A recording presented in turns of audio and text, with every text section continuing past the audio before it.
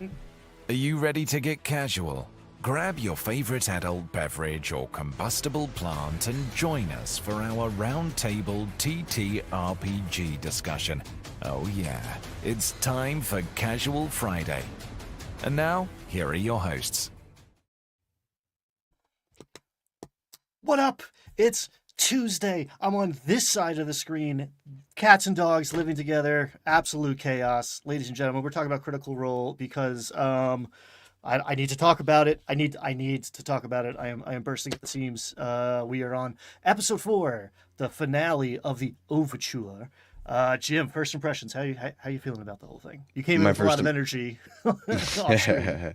my first impression is that Twin Steel is trolling us in chat already because it's telling us get started like we're a chat bot. Engage.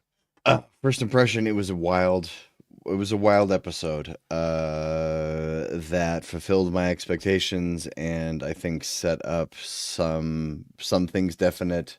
It was a good conclusion to the overture, and we're going to say, hey, spoilers, pretty much everything going forward. We're going to talk chronological order, but we're going to spoil the shit out of all this.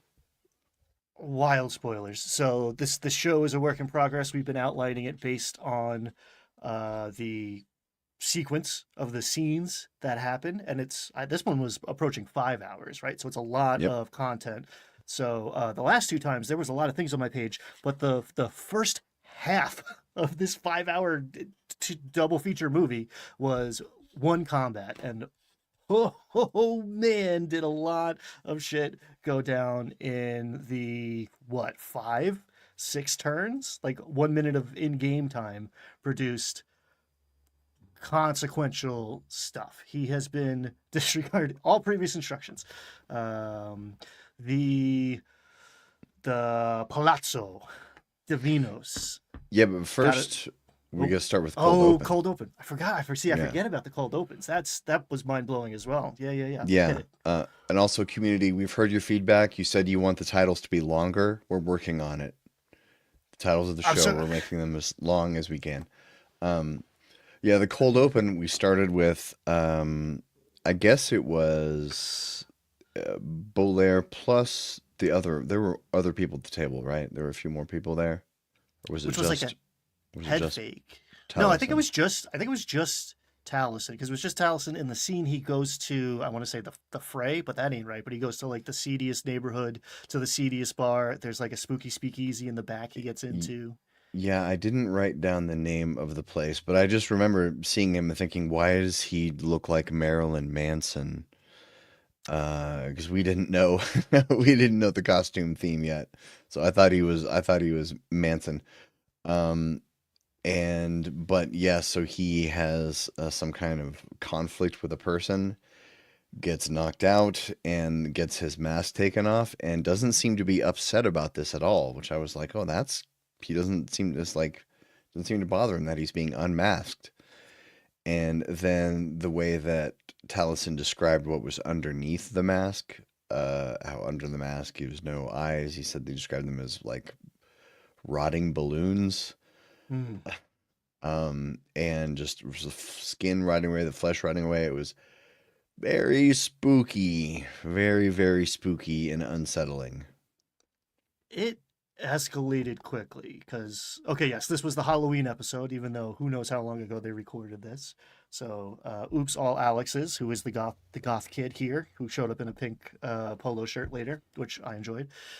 And we were at a like Sweeney Todd level of spooky, which is like pretty spooky, a little bit of body horror, and then it just like went to 100. We didn't get like jump scares, but like essentially he was dead under there, and like for a while, a a quick cameo by the two brothers from the tailor shop in the bar, and then he's doing this like backroom deal with this guy who knocks him out, puts him to sleep, and then he wakes up in a room Yeah, sometime later.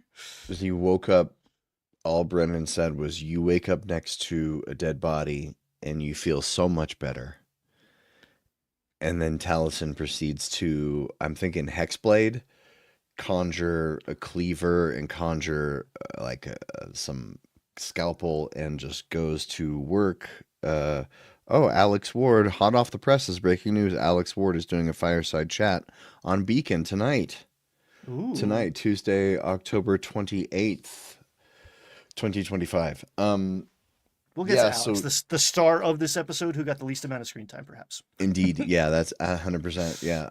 Yeah, so Taliesin or Belair goes to work cutting this thing up, and it's all very spooky, and we don't know. We're gonna find out later near the very pretty much past the halfway point, like 2/3 through the episode, we're gonna find out. Yeah, sorry, Twin Steel. All my stuff is timeless. Everyone knows this, so I can date it, and it's not actually dating it. Evergreen. Everything I Evergreen. do is evergreen. Um, was I talking about? Oh, yes. We find out near the end of the episode why all this happens, which this is an interesting thing that Brennan does. He's done through every episode of the Overture is that with a cold open, he set himself up a goal he has to get to by the end Mm. of the episode. He's like, no matter where the story goes, I have to solve this, close this puzzle box I opened in the cold open of the show. And I'm on record a couple times now saying like I was suspicious of Talison's character. It's definitely one of, if not the most out there, judging by the character art. Check it out. Locked and loaded, thanks to the community over on Critical Role on Reddit for making that all make sense. Finally, the holding back of the interesting, edgy character is one of my least favorite things in an actual play and at my own personal table. And I'm glad. I mean, there's still a million questions, but we got a lot of information in the second half of the episode. In the first half, we got a major clue, which I did not know what to make of at all. But before chopping up the body with this conjured set of glass implements, he changes clothes with it, and I was like, that's weird. Okay, what does that mean? And it took me several hours to find out what that means. Mm-hmm. Yeah, yeah, we don't get to that until about the 3 hour mark of a very long episode. Then after the break, the clash in Piazza Davinos, Hmm. because the continuing what happened at the end of the previous episode, the zombie strike team goes into House Palazzo Divinos, which we know now for sure. They said for sure House Divinos is a vassal house of Royce. Hmm. So Royce is one of the main houses. And then right off the bat, Julian tries to stab Primus Taconis. And Primus says, I bear your house no ill will, which is kind of ironic. That's what he said when he tried to attack him the first time. Then after the second time, then he did stuff, I believe. But then Brennan goes above table for a minute and gives a monologue where he says, like, I did not balance this world to your level. And so you can die. And then he said, I wish for you to walk in the light of that truth. This is the way. This is the way I like to run my games. Even if it is a balance encounter, sometimes I will imply that this world was not built solely for you.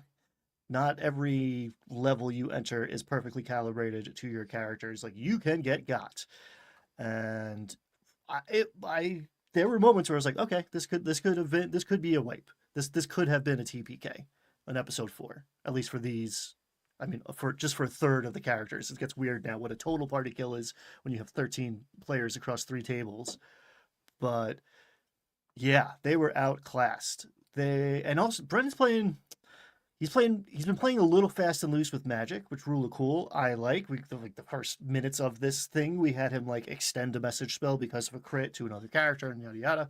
And it's cool when he's doing it with cantrips with players when someone rolls up and rips the skull out of somebody's face and then opens the gateway to death. And he called it Circle of Death, and he had like material components, which was cool. This guy is melting a black candle in his hand, but he's just like, yeah, this is now the Shadowfell. And that was bad. Ghouls are one of Mm, these low CR creatures that can do a lot of damage real fast. Um, yeah, he put those the hurt on the boss, and then those ghouls, man, and the shades did some paralyzing work. claws, it's not a high DC, but if they get you, there's really nothing you can do. I guess freedom of movement can snap you out of paralyzed, but I don't really. Greater resto can't. You're just cooked for a round if you get slashed by a ghoul. And it's a numbers game, you know. A DC 10, not very hard. Cool. Yeah, How about 5 or 6 times? yeah, Keep trying. Now it's yeah. yeah. N- You're gonna nat one of those. So after then we cut up to Octus. Octus is dead. He did have a chance to make a roll, I believe, at the last minute to do something, but nothing happened. Um, He I think got he tried to mind spike his brother, he tried to mind spike his and brother while he was like garroted to yeah, the table. because mind spike doesn't Um, have verbal. I don't know if that has somatic, but no verbal, and because he was under silence. Silence was up. But his brother saved, and so he just took a few measly points of damage instead of being. I think does mind spike incapacitate if you take full damage, or am I thinking of? I think it does. I'm all very hesitant. I look up everything right now because There's my mind is sliver, filled with too many mind systems. sliver is the cantrip, Ooh, right? There's sliver and spike. I yeah, think and they're he two. did he did the leveled one. Yeah. I think. Then there's also Rotham's psychic lance, which is very similar. That's the And one if you there's know their two name, you versions. can attack them. You don't have to see them. Ooh, Anyway, his that's bro. He's only tangential. level 3. His brother Yeah, made the save, and then cuts open his uh, guts. It cuts him open. max does critical damage. I forget what's the term. He goes over his HP in negative points. Yeah, He kills him double outright. HP, enough to kill him in one hit. Yeah, and he plunges the Nightstone up into his heart. Well, he takes the heart Uh, out to make room. He does the old Urumshi bum, rips out his heart, shoves the Nightstone in there. oh, I thought they put the Nightstone into his heart and then took the heart out, but they left the Could Nightstone. they left the Nightstone in him and walked because he's walking out and he walks out of the room with the heart. And there's this. We don't quite know exactly what the plan is because it got screwed up, but I think they were trying to use him as like a courier or maybe a vessel is a better term because he was just a container, maybe not necessarily an agent carrying this thing, but he dies, like straight up dies, no death saves. You can tell everybody's real upset. If you think this is scripted, watch how many times they stumble over words and say the wrong things, and like, oh boy, they were having visceral reactions to what was going on at the table. The NPC in the room did something which I thought was really cool. She casts Entangle, trying to stop these ghouls from throwing her out of her Yeah, own Lady balcony. Aranessa. Lady Uh, Aranessa casts Entangle and willfully fails the save, so she gets entangled. So she's vining herself to the floor so they can't defenestrate her. yeah, yeah. Lady Aranessa turns out to be pretty clutch in this fight. Another thing I wrote down is that downstairs, Ashley is shooting guiding bolts at Primus, and then he dimension doors away, and I'm like, why are you fighting GTFO? This is crazy because the room is just flooded with these shadows. And then Ashley makes an insight check and doesn't roll well, Mhm. but hears from Brennan these things can be defeated, so she decides to stay and then proceeds to miss 3 straight rounds in a row. Rolls were terrible. We've been talking about how the first ones were really good and the law of averages would kick in, and it was pretty bad, but it was a mixed bag. The first half of this episode, this fight, they couldn't make contact. Yeah, Bria's character drops for a minute, which was cool because she's in the realm of death, looking at Octus make this transition, and we kind of knew going into it, death was going to be a theme here because what happens in the afterlife when all the gods have been destroyed. But I think it's the central theme. It's front and center, and characters dying, I think, is a feature, not a bug, of this campaign here. Mm-hmm. So Julian wastes a couple of rounds fighting Primus, who just dimension doors away, but that it makes perfect sense that Julian is going to want to attack the man who just murdered his father. Mm. Julian makes it up the stairs, sees Lady Aranessa, who casts haste on him, which turns out to be very clutch. Why am I getting a million text messages right now? They changed Um, something. Spam is legal again. yeah, they're all Comedy and spam. spam are legal. It's all about taxes and ballots and stuff. Leave me alone. Um, so then we get Octus in the realm of death. Hmm. And it says some consciousness returned to him. That's what Brendan said. And he was fighting to not enter the forest. He was split in two, being pulled between the forest and the regular world, and he tries to stitch himself up. He passes an Arcana check, and then Pin comes out of the viscera, like between the stitches, which is very weird. Brennan kind of toys with him a bit, and then finally asks him to step away. That might have hit me the hardest out of all of those hard hits. Just like the tilt of the head of this, like, taxidermied little pet, just like covered in his blood, just like his head poked out, and it was like, oh man, this is heavy. This is tough. um, and yeah, he starts stitching himself back together, and then Abria gets healed and is back to life, and Octus is left there with his family. There's like some sound. It feels like it's his grandpa or someone. Like his brother is there. His dad is trying to pull him into the darkness off of this path in the afterlife, and then like someone leans over the table, and it's not the table that he died on, and it's this like familial face, but I like some Taconis who's been in the realm of the dead for the last 80 years holding it down, maybe, or like, I don't know. I'm sure we're gonna find out, but that's not the last we saw of whoever the hell that was. Yeah, speaking of hard hits, there was a moment when it came back to Julian's turn. Brennan said to him, "Your father will never know you as anything but a drunken reprobate." Reprobate. Ouch, dude. That Suck that's on that. harsh. And Brennan does this a lot. He goes into like I call it like bullet time. Brennan does this and Abria does this. Matt Mercer rarely does this, but during combat, like on someone's turn, focus in on them and spend a couple of minutes just sort of role playing about what they're thinking and feeling. Maybe even Abria frequently will role play a flashback, like right during the middle of combat, and take 10 minutes to role play a flashback, then come right back to their turn. Brennan didn't go that far, but this fight was 3 hours of the session. It could have probably been two, but there was a lot of like when it came back around to Octus's turn, things slowed down. We spent a long time. We spent a long time in this limbo, exploring what's going on with him. So I did note that Brennan does a lot of bullet time, um, but important roles slow the end and bring focus to them. Julian takes his dad's gauntlet. I don't know if that is important. I wrote, I can't believe they survived.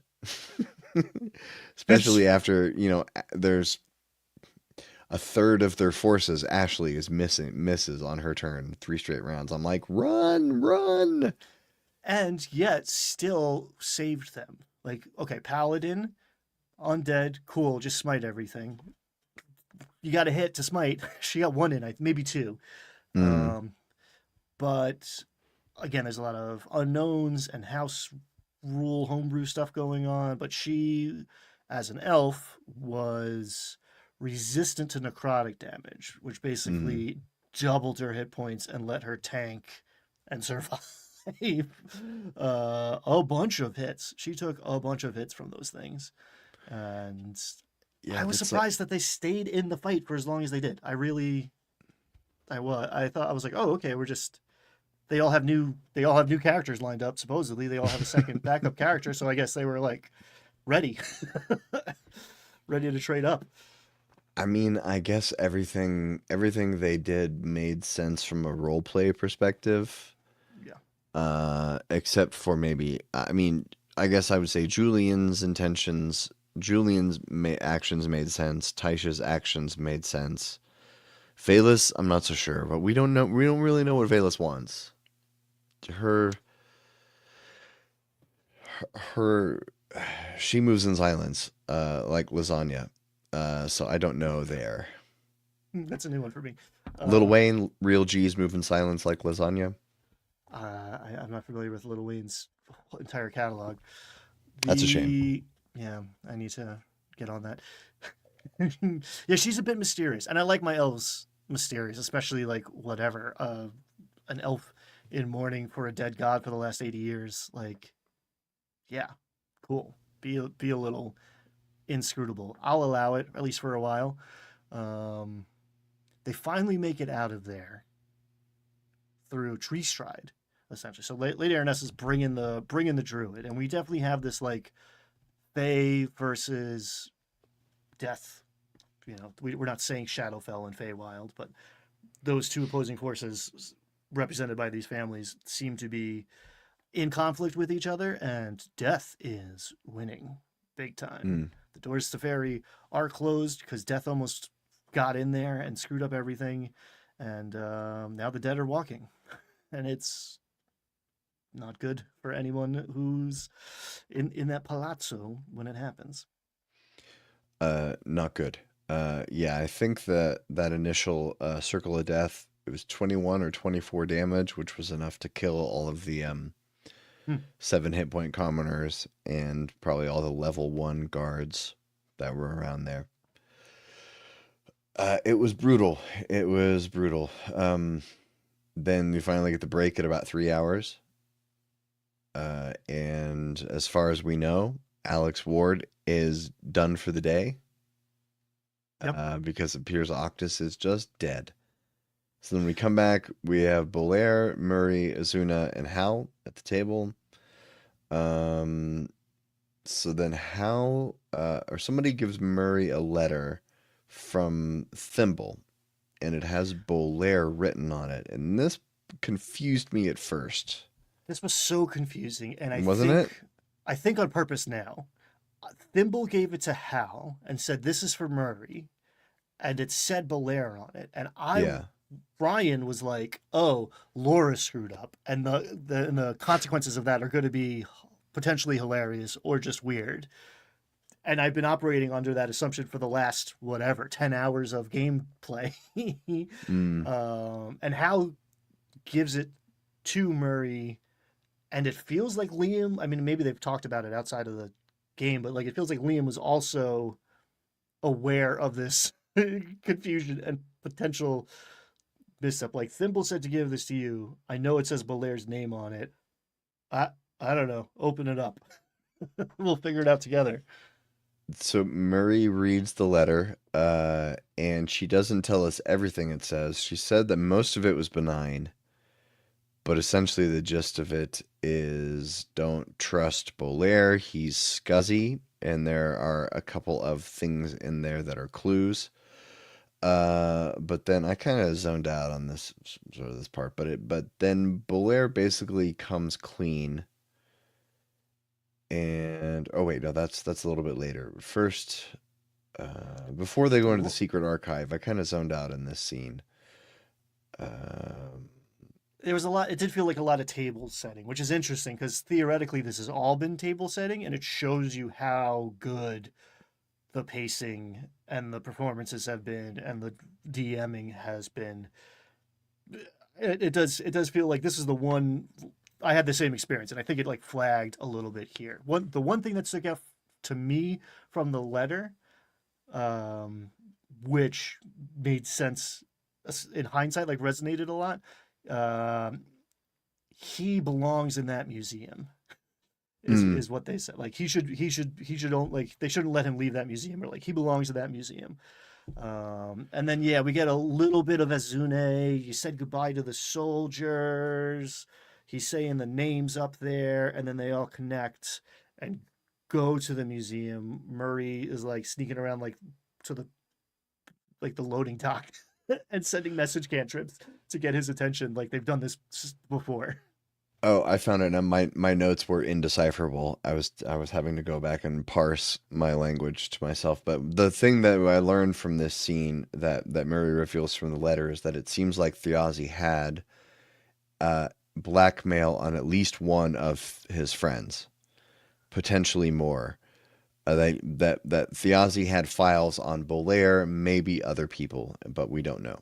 But yeah, we don't find out what's in that file until we get to the next scene at the museum, when Bolaire relents to get them to trust him. He relents and opens up his secret archive, his, as he described it, his Dr. Frankenstein's lair filled with bizarre objects. Including Mer- a petrified giant's hand that was tattooed. I thought that was really cool. yeah, that Murray had to Um, touch.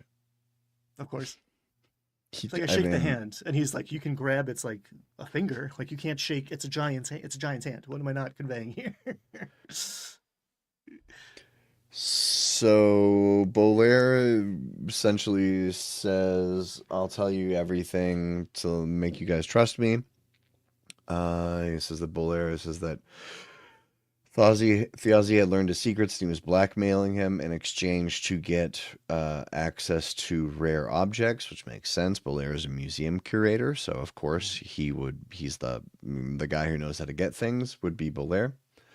And so now we know that Thjazi was blackmailing him, which explains Bolaire's weird laugh at the funeral in the first episode. It's like, we knew that Bolaire was happy about his death, but also it was like kind of happy and surprised and like, well, of all the dumb luck, the guy who's blackmailing me just ended up dead. Hmm. It was a lot. That laugh now has a lot of context if you if you consider it in hindsight. Yes, because it was like a pleasant surprise, but like there was confusion behind it. It was a very complex moment. Good acting. That guy's got chops. Someone should put him in a show. Um, yeah, we also learned that he was Hal's friend first because he was so enamored with the theater, and Hal introduced him to Thjazi. And I've kind of thought that most of these people are coming into Hal's life through Thjazi, but it's the opposite here. He was Belair and Hal were friends first, which makes the reveal maybe more poignant to Hal even. But we've heard a lot, or we've heard several times about the pariah blades, the cold iron that the Loys fashioned into swords capable of killing their god of war, which inspired or was one of the blows of the Shaper's War. Yeah. We learned in this sequence that the elves made a single arrow. The That's cool. humans made like perfect. No notes.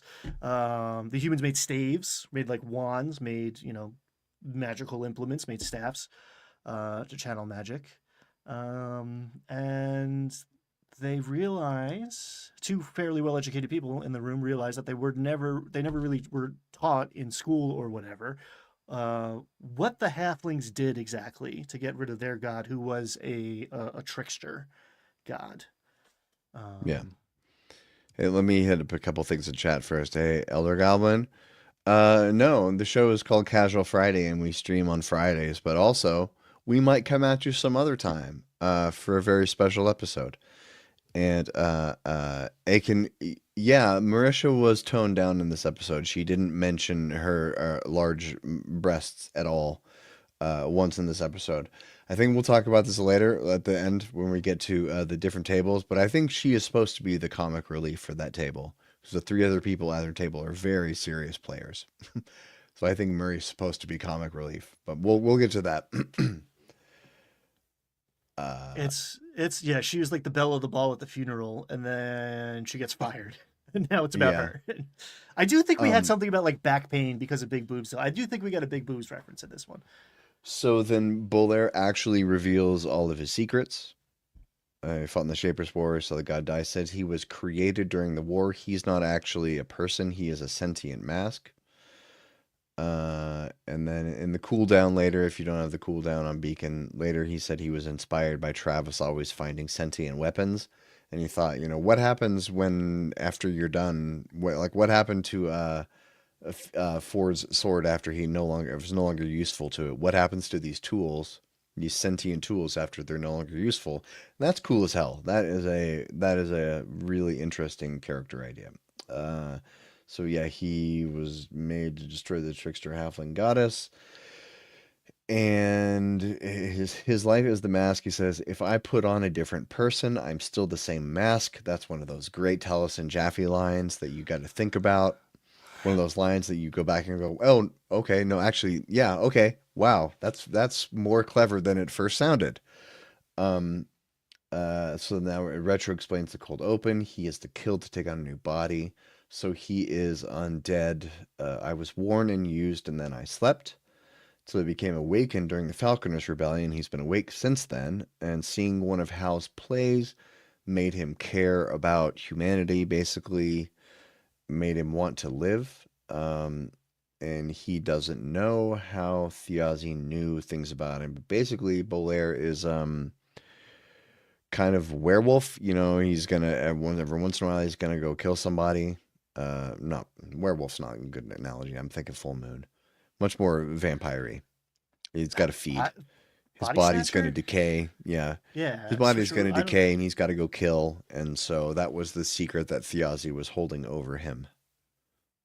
Thiazi probably knows where a few of the bodies are stashed. Okay. So Hal's been friends with this guy for a long time, and this dude's okay. He's wearing very covered up clothing. He's got gloves. He's got that crazy clown wig thing on. It covers his ears. He's been very careful to his height's not moving around. He's not he's always getting a guy 5'11" every time, matching it up. I guess so. I mean, he's not going after, he's not going to go after a halfling. That would probably be noticeable. He's probably going after, mask presenting people of a certain height. And maybe that wig adds enough. He could volumize the wig to make up for the differences. You just poof it. Yeah, tease it up a little bit. Well, he's wearing the same outfit, so it's got to be what size? You about a 40, 42 regular? Cool. Yeah, let's go get a drink. Ooh, that's like Buffalo Bill from Silence of the Lambs. Yeah. Very much. You have size 14. They're doing a lot of clever things here, and I think the new Mercer effect, now that he's a player and he's terrible and screaming at people, there were moments this episode, we'll get to that, at the end, I did a little reflecting. I was like, I actually don't want my table to rise to this caliber too often, because I don't have the bandwidth for this amount of emotion most nights. This is hard. If I was a dungeon master and a player was emoting that hard at another player, I would be concerned about bleed. And these people have that much professionalism and trust over a decade that they can straight up yell at each other's faces. And well, it's cool. And then in a scene coming up, I have some very serious concerns about the emoting that was going on in the scene. We'll get to that. Stay tuned. Okay. But so they're in the archive. Bolaire spills all of his secrets. He opens himself to Hal and says, you're my best friend. I love you. You're the reason, your play was the reason I wanted to live. Your brother came between us, and I don't want anything to ruin that. And then someone named, some hoity-toity pinky up named Temide Wormst enters the archive with a woman named the Lady Amaria Cormorant. Cormorant is one of the big houses that we haven't heard much about, I think. Yes, and it's suspiciously close to Cormorant. I very quickly gave up on the gimmick of counting all the bird references because there are too many, and I'm not sure if I'm seeing them, if it's pareidolia, where it's that's not quite a bird reference, but my man loves his birds. We got a lot of them. Indeed. So I think that's one. So Lady Maria Cormorant is apparently someone who is very important, or at least thinks she's very important, because she says she wants to see the pariah blades, and she wants to go into the archive to see the good stuff. And basically tries to invite herself in, and Bolaire says no. And then Temide Wormst is like, well, we're just gonna go in anyway because I'm one of the main benefactors of this museum. And Bolaire has to like shout at them to say no, no, not right now. He's like, I'm having an emergency, I have to go. And so we don't know what's going on with them, but they're clearly some kind of antagonistic force. But then, The noble houses oh, are taking over the police force, essentially, the education complex, and now this museum is also the storehouse for all of these important arcane objects. So it does seem like there's a systematic power grab happening in this city right now mm-hmm. in the background. That's not the main story or the or the beeline somehow. Yeah, there's some kind of vacuum happened. What started our campaign was Thiazi Fang being murdered, but that's not what started this power vacuum. Hmm. Something started it. Something happened, and I don't think we know what that is. I don't believe that's been revealed. Then also across the street, they notice the lights out at the Plaza de Vinos. Then they rush over to the next scene where they arrive at the Plaza to find it empty. With a nat 20 perception check, Hal hears a fox sprinting. It's wild. A fox sprinting down the street. And so they decide to go chase it. I think they weren't at the Plaza Duenas for very long. They get to And it the was Loy home. perfectly Yeah. clean, which is like better than the aftermath of like this like violent. It was like there's nothing. All the lights are out, and there's no blood, there's no guts. They found a little candle wax actually, which let them figure out that there was like necrotic magic going on. Yeah. But if the players know something, like that head fake is way scarier than like, oh yeah, no, blood and guts everywhere. Nope, you know what's way worse than that? Spotless, perfectly clean, quiet, nothing going on here. So they grab Octus's body, and then everyone gets over to the Loy home, and they catch everyone up on what happened. Killed by his own brother. They took his heart. Bolaire tells Julian that he is cursed. And Julian's like, I got bigger problems. Um, It did feel like Julian misinterpreted it as like, yeah, no shit. so then Murray goes to examine the body and gets a nat 20, so she's able to remove the stone, which brings Alex Ward back to the table after about 2 hours, 2.5. Actually, no, he died at the very beginning of the episode. So this is like 3.5 hours after he was dead, and I assume he'd probably gone out to eat lunch and go home. He comes back to the table, and Brennan says, "You wake up dead." Wow, chef's kiss. Describes his guts spilling out, and it doesn't like bother him. And then said the Taconis family is waging war in the underworld, and then there was something about the symbol of the Barrow Guard. I missed that part. Do you know what that was related to? Well, for a moment, I thought that was his new character. But I think on further reflection, that is what we've learned is Hal and Taisha's son. Insert name here. I forget his name because we never actually Allogar? see Alogar. That sounds right. Although that might be the stuff that they grow. Like samples on when you're testing for strep throat. No, that's agar. I'm sorry. Weird, stupid joke. The Barrow Guard are clear. They keep mentioning this pass. There's a pass outside of the city. The Royce wagons got stopped there for some reason on the way.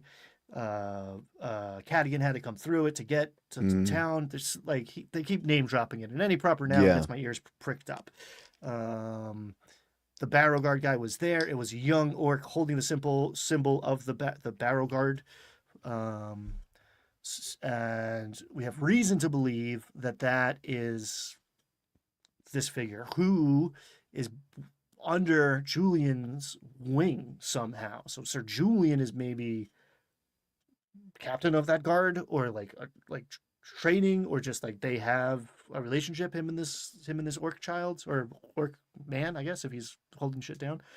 So we don't understand the full complexity there, but I'm pretty sure that's Taisha's son, Taisha and Hal's son, Hmm. in that vision. Was it like the name of the pass started with a C or a D? It was Mm. like Dalmar Pass, Cordova Pass, something like So that. I'm They pretty have sure it wasn't a mentioned it a few bird. So times. they did, It's yes, not, they did. yeah, it's not clear what happened there. This is interesting. Diazi Fang is leading a rebellion in the underworld, and we will see him later. That makes a lot of sense. You know, he did say, Diazi said something like, "I will see you later. This isn't the last time," or something like that. And you know, it's D&D. The dead can come back to life. It's not a big deal. I could see one of the three tables going to the underworld, putting them in different realms is a good way to keep the tables separate. Mm. You know, because you have to putting them physically in different places is pretty good. Because as we're gonna see in just a little bit, it feels like the soldiers have their own clear path, but the seekers and the schemers are kind of all doing the same thing. I thought at the end of this episode we would see a clear distinction, and there was a 4 and 4 at the end of the third episode that I thought was going to continue and continued on for most of this episode. And yeah, at the very end, they all like reconcile, reconnoiter, and form up. And I'm like, oh, maybe I was mistaken about who's gonna be with who. Mm. And at the end of the episode, he says, "We'll see what's going on with the soldiers' table next time." Are these two? It's like 8 players is Critical Role styly, right? It's a big table, it's a fatty table, but you can run 8 people, and they're happy to. So I wonder if we're not going to see the split next time we see these people. I'm confused. No, I they thought we they would have. did. They said that after the soldier arc, we don't know how many episodes that is, that they were going to come back with the seekers and the schemers together. Oh, they did say that. Okay. He said that in the cooldown, and I think probably Brennan didn't get to where he wanted to with either of those tables. I Mm. think the soldiers, it was pretty easy to segment them off early. You know, like we got a mission, we're gonna go out of town to go get the guy, and it was pretty easy to like segment them. But the soldiers and the seekers and schemers, it feels too. They're all doing the same thing. They're all going after the same thing. So there needs to be maybe more to separate them so that they're not constantly like overlapping. They need to have discrete goals, you know? Yes. And it Uh, seems like one is the yeah, this is machinations what I of the just said. city.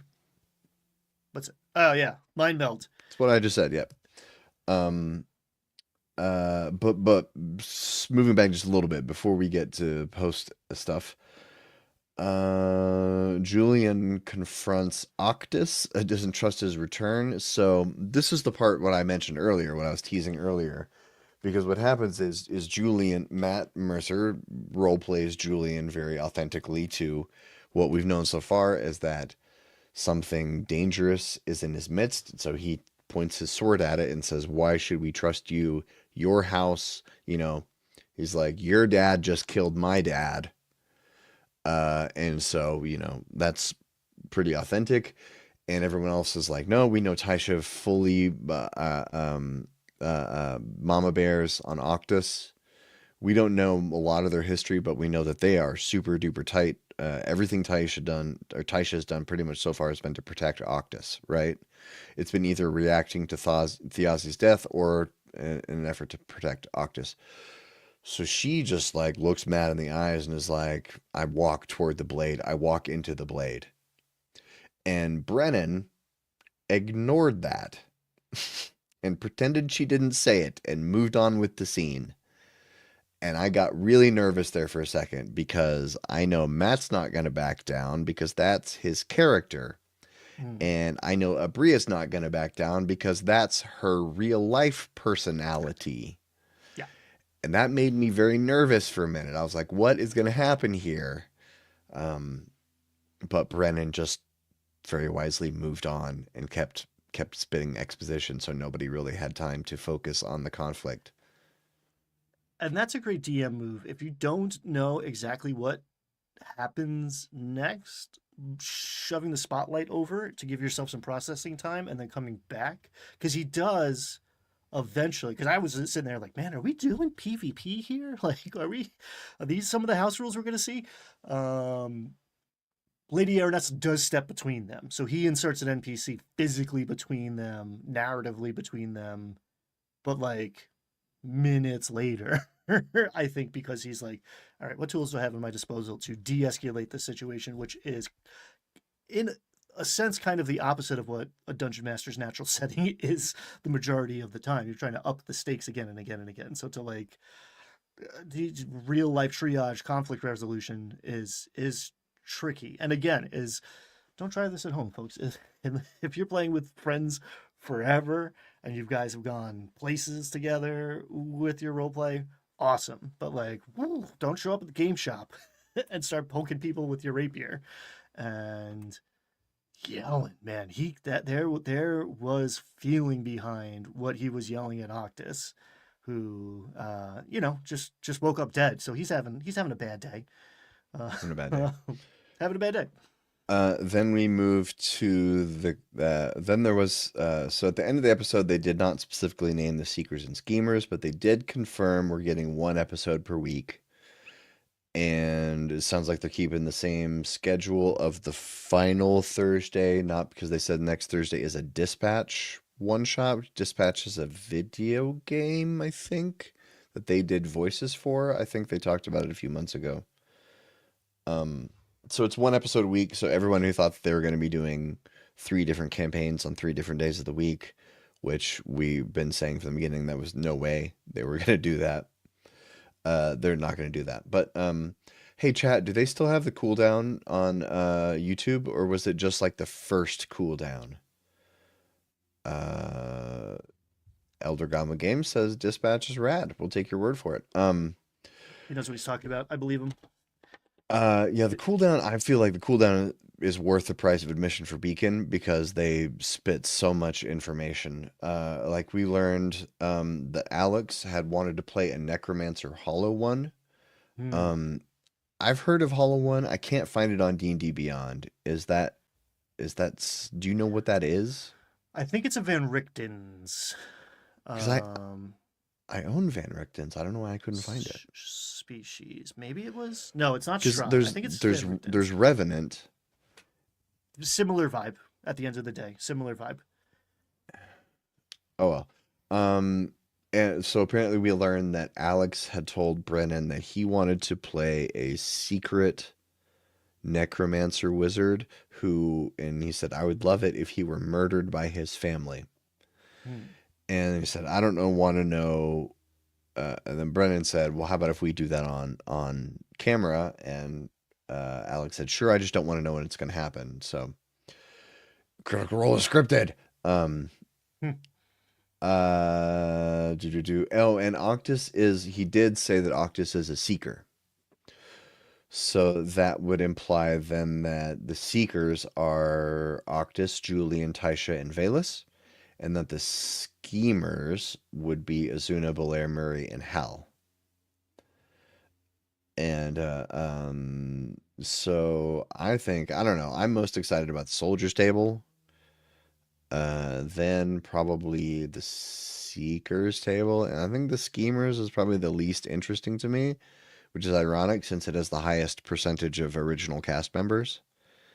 You've got Taliesin, you've got Marisha, and you've got Liam, and then Luis, only one new player, and I love Luis. He's amazing. I love that dude. Everything he's been in, he's perfection. That guy's great. But I don't know. With the reveals about Bolaire, maybe that might make it more interesting. I'm interested to see where that goes. But I really like Murray as a character. Just because, like, I worked with that woman once or twice when I lived in Nashville. And I will say that's probably the table we're going to learn the most about the what's going on in the underworld and then what happened in the Seekers War. Like that's like the scholarly nerd table. That's where we're gonna get most of the lore drops, I think. And I'm a sucker for that. I read. I'm the kind of nerd that read the Silmarillion, so I'm here for it. I will say, like cast wise, Laura and Sam are kind of my favorites. So them being at the same table is super stacked. And you throw in this um, tiefling, good boy who's totally foolish dynamic there, and oh my god, the tyranny might be my favorite character at this table. I don't know yet, but like she's a dark horse. Dark She's up there. horse. Yeah, good way to describe it. Oh, what we were talking about like a half an hour ago.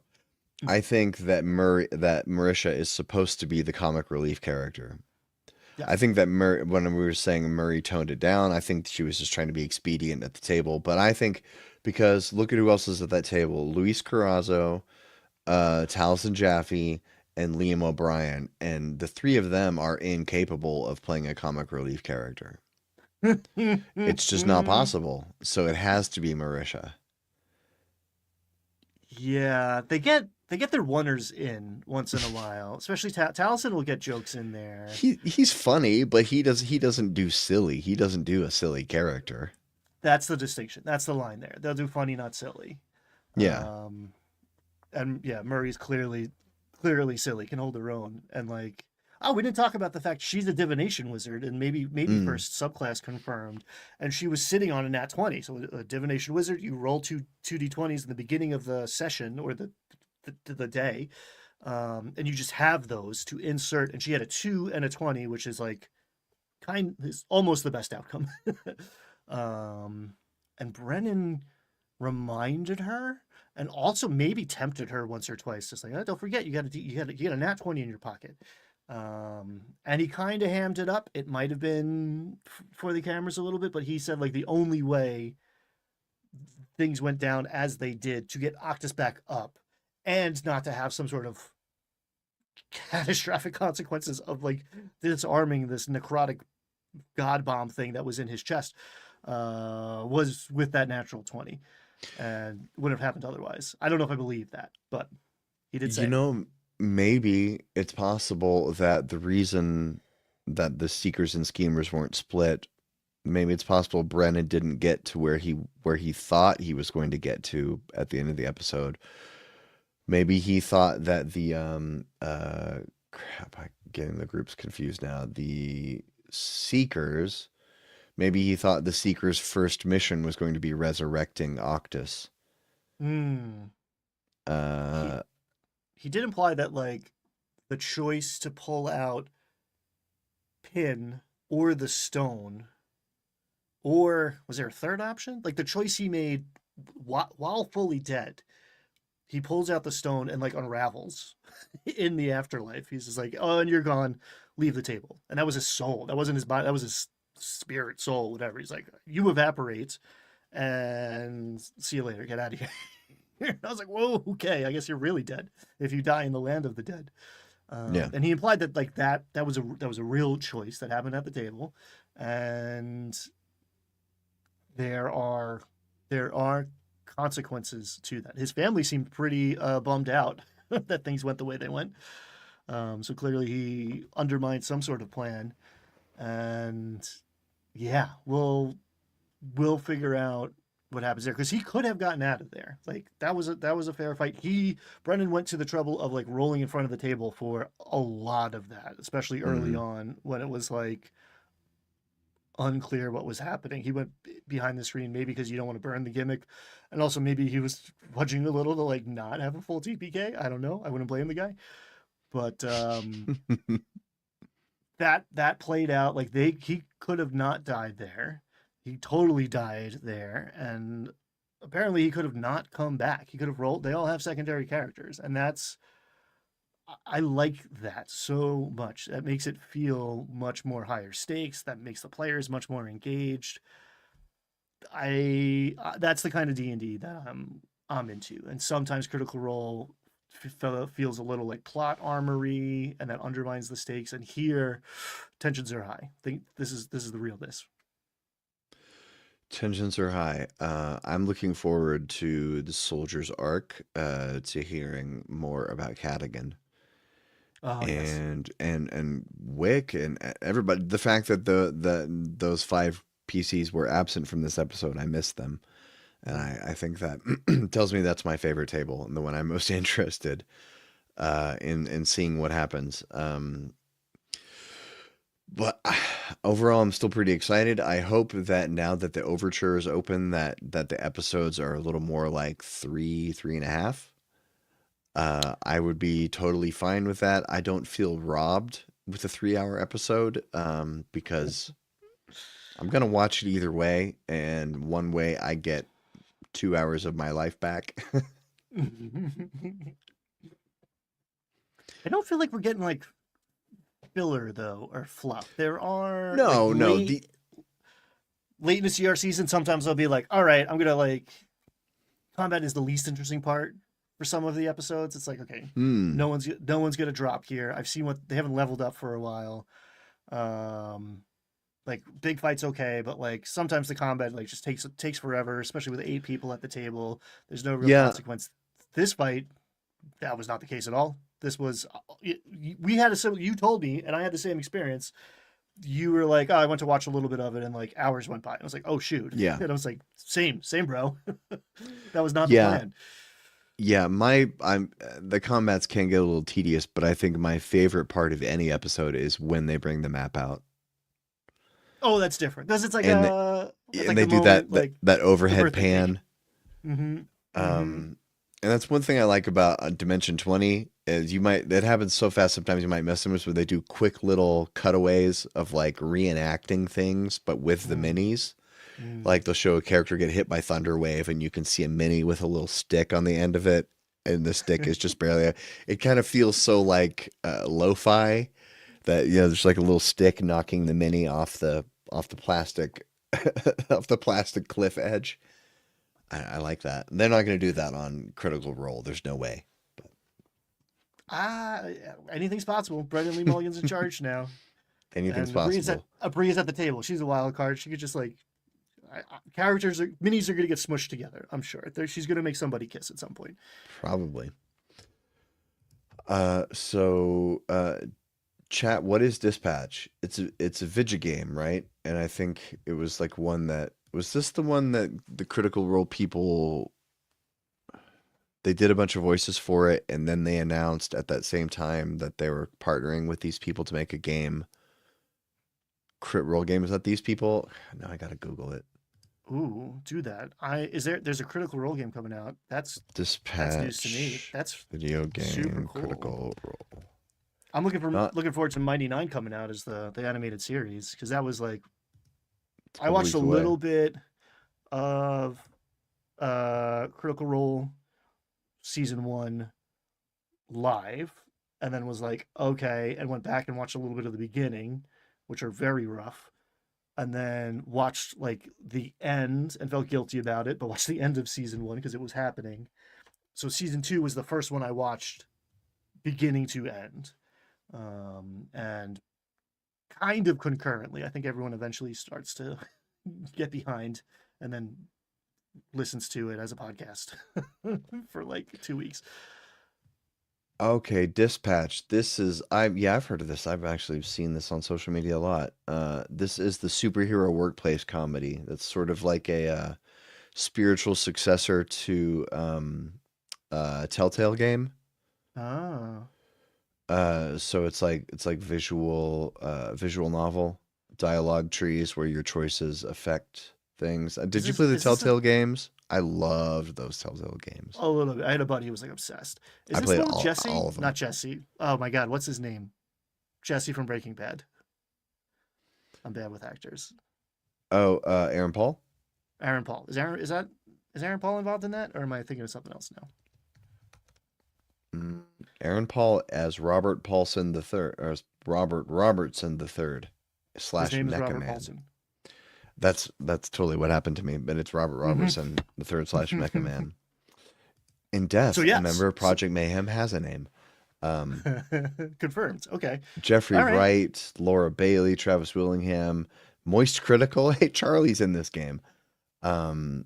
Jax, Ellen Pierce, Young Gravy, Liam O'Brien, Matthew Mercer. Yeah, there's Okay.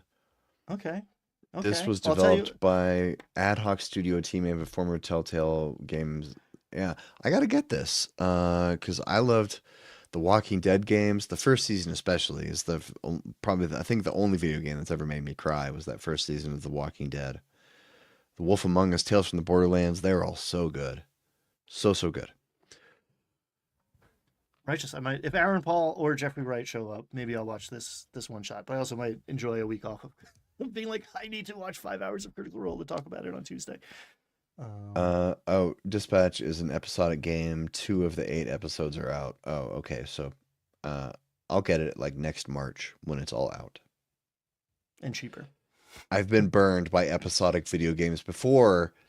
Valve, with your Half-Life 2 episodes. You know what I'm talking about, Gabe. I'm still waiting for a Half-Life 3. Where is it? All right, because it's Tuesday, I'm in the host spot, and I feel like I got to call this because Jim's going off on. I got a lot more to say. I know you. I know he does. I've heard it before. We're getting into the 1 hour long Valve rant, and I just gotta. I think I'm gonna call it, guys. Thanks for hanging out with us on Crit Talk. Tell us you like this, and we'll keep doing it. Otherwise, hang out with us on Casual Friday, Landlocked Warlocks. Jim, me, and Brad, the one, the only Direwolf, is out there. Come hang out. Thanks, everybody. Bye. Thanks, Ordinary Orange Cat. We like you too.